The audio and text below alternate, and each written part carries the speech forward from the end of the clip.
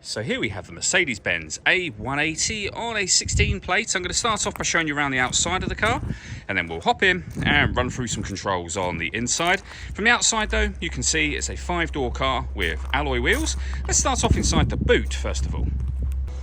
As we approach the back of the car, you can see we have plenty of boot space along with that 60/40 split folding rear seat, should you wish to increase this space even further.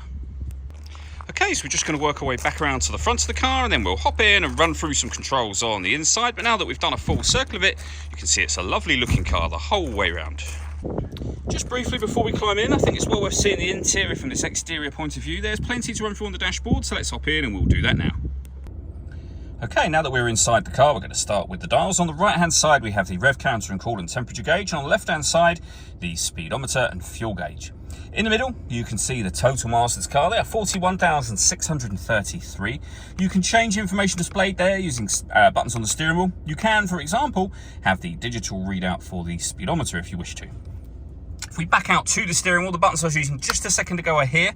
On the right hand side we have stereo and phone controls, and then over in the center is where you will find the main stereo screen itself. We're on the radio menu.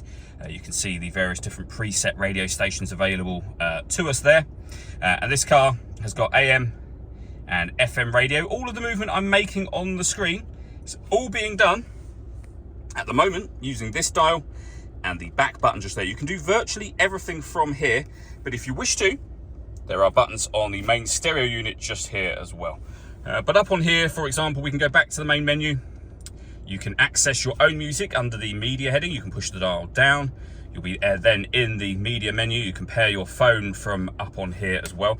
This car also has a full color reversing camera with guidelines that show you what direction the car would be headed in relation to the image being shown on the screen. And as I say, everything I was just doing can be accessed via the buttons down here as well. So for example, I just pressed the satellite navigation button. You can see there that we've got the satellite navigation menu. You can use the wheel to zoom in and out of the map and access any part of that screen that you wish to. We also have the main volume for the stereo here, the CD player. You can answer and end phone calls as well. SD memory card input just here, as you can see. We can turn off the stop and start. This car is designed to cut out when it's stationary in traffic to save you fuel. You can turn that off. You can put the vehicle into dynamic or back into normal. We have our hazard warning lights there. And then we've got dual zone climate control. So you can adjust the passenger temperature, the driver temperature. You can increase and decrease the fan speed. You can determine what direction you'd like the air to be distributed in. And when you're happy with those settings, you can turn your air conditioning on or off from here, or hit auto. The car will now maintain the temperatures you've asked for by taking full control of the fan speed and direction of the air for you. You can override that manually at any time you wish to.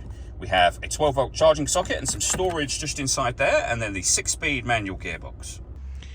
All that leaves me to say is thank you for taking the time to watch this video. If you'd like to come and see the car in person and have a test drive, please feel free to give us a call here at Surrey Specialist Cars. We'd love to hear from you soon.